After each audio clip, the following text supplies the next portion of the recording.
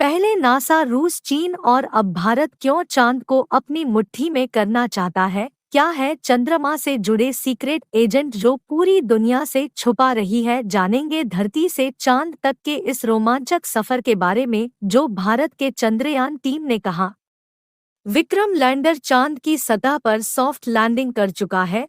वहीं रूस का लूना भी चांद की तरफ रवाना हुआ था लेकिन फेल हो गया, जबकि साल 2024 में नासा भी अपनी आज इस प्रोग्राम के तहत एक बार फिर वैज्ञानिकों को यानी एस्ट्रोनॉट्स को चांद पर भेजने वाला है और चीन भी जल्द ही एक और मून मिशन है। लेकिन अब सवाल आता है, सभी देश को चांद पर ऐसा दिखता जो चांद पर पहले पहुंचने की होड़ मची हुई है और चांद से जुड़े से रहते हैं, जिन पर पर्दा उठाते ही हमारा चांद को देखने का नजरिया ही बदल जाएगा। जानेंगे पृथ्वी से चांद तक के इस रोमांचक सफर की कुछ खास बातें। जल्दी से अपनी कुर्सी की पेटी बांध लीजिए और पूरा वीडियो जरूर देखें दोस्तों। चांद हमारी पृथ्वी से 3,84,400 किलोमीटर दूर है अगर हम सीधा रास्ता पकड़ते हैं तो, जबकि भारत के चंद्रयान-3 के रास्ते से हमें चांद पर पहुंचने में 42 दिन लगेंगे, क्योंकि चंद्रयान-3 ने चंद्रमा की तरफ जाने का अंडाकार रास्ता चुना है,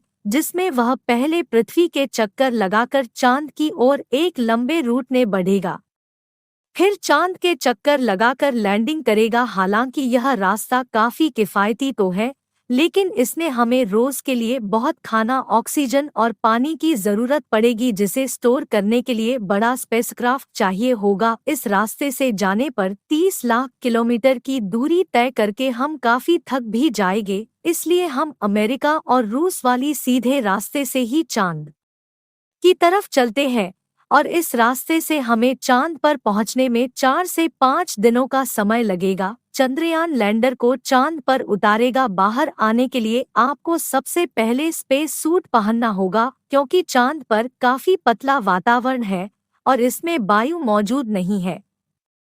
इसी वजह से सांस लेने के लिए आपको सूट के पीछे लगे ऑक्सीजन सिलेंडर का सहारा लेना होगा। स्पेस सूट पहनने के बाद जब आप चांद की सतह पर कदम रखेंगे तो खुद को काफी हल्का महसूस करेंगे। दरअसल चंद्रमा का गुरुत्वाकर्षण पृथ्वी से 6 गुना कम है, इसलिए अगर पृथ्वी पर आपका वजन 60 किलोग्राम है, पर यह सिर्फ 10 किलोग्राम हो जाएगा। इसी वजह से पहली बार चांद पर कदम रखते ही शुरुआत में आपको बैलेंस बनाकर चलना होगा और आप चलने के बजाय उछलते हुए नीचे भी गिर सकते हैं, इसलिए चांद की सतह पर संभल कर कदम रखना जरूरी है। खैर, अब चांद की सतह की बात करें तो यहाँ पृथ्वी की तरह सीधे रास्ते नहीं बनी हुई है, बल्कि चांद की सतह ऊबड़ खाबड़ है और यहाँ जगह जगह पर चट्टानी पहाड़ और बड़े बड़े यानी गड्ढे हैं। जांच पर पता चला यह हजारों सालों से गिर रहे उल्कापिंडों के कारण बन जाते हैं और यह सेंटीमीटर से लेकर 25 किलोमीटर तक बढ़ी है। वहीं चांद की मिट्टी ज्वालामुखी से निकलने वाली राख चिकनी मिट्टी है और इसका रंग भी पृथ्वी की मिट्टी से ज्यादा डार्क, बिल्कुल सीमेंट की तरह होता है। इस मिट्टी में खुरदरापन न होने की वजह से आप जैसे ही इस पर कदम रखेंगे तो आपके पैरों के निशान बन जाएंगे। चांद पर सबसे पहले कदम रखने वाले astronaut Neil Armstrong 8 Buzz Aldrin के टायरों के निशान आज भी मौजूद हैं। जैसे पृथ्वी पर चांद का उदय होता है, वैसे ही चांद पर भी पृथ्वी का होता है। बस फर्क इतना है कि पृथ्वी से देखने पर चांद काफी छोटा लगता है, लेकिन चांद से देखने पर पृथ्वी बहुत बड़ी दिखाई देती है और यहाँ से धरती की खूबसूरती देखकर आप खुश हो जाओगे। आप यदि चांद के उत्तरी ध्रुव पर लैंड करोगे तो आपको अपने आज भूतकाल में फैले हुए मिशन के तहत कांच के टुकड़ों के साथ प्लास्टिक बैग में भरा हुआ भी दिखेगा।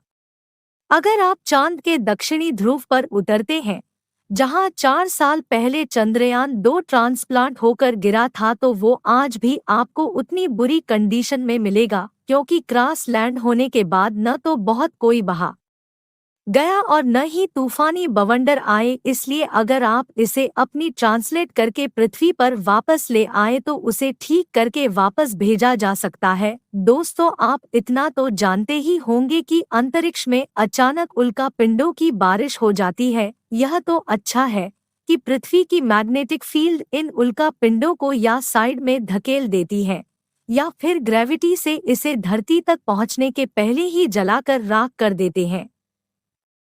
लेकिन चांद की मैग्नेटिक फील्ड पृथ्वी के मुकाबले काफी कमजोर है, इसकी ग्रेविटी भी कम है और यहाँ घना वातावरण भी मौजूद नहीं। इसी वजह से चांद पर लगातार उल्कापिंडों की बारिश होती रहती है। ऐसे में कोई भी उल्कापिंड गिरकर आपको पल भर में मौत के घाट उतार सकता है।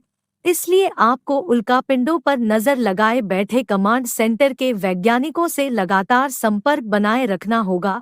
अब अगर आप सोच रहे हैं कि आप अपने किसी दोस्त या फिर लाइफ पार्टनर को चांद पर साथ लेकर जाकर गप्पे लड़ाते हुए अपने मून मिशन, तो आपको बता दें कि ऐसा मुमकिन नहीं है, क्योंकि चांद पर वातावरण न होने की वजह से साउंड चल नहीं पाते। यानी कि अगर आप अपने साथी को कुछ बोलेंगे तो वह आपके होंठ हिलते हुए तो देखेगा, लेकिन आपकी आवाज नहीं सुन पाएगा।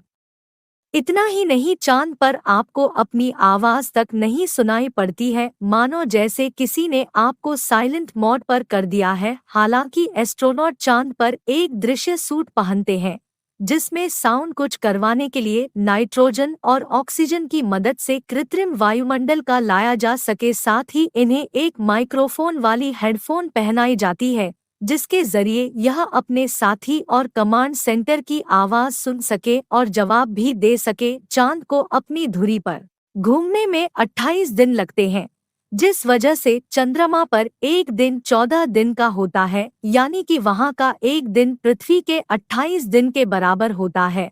और अगर आप चांद के पिछले हिस्से के अंधेरे वाले इलाके पर पहुंच गए तो आपके साथ काफी खौफनाक चीजें हो सकती है।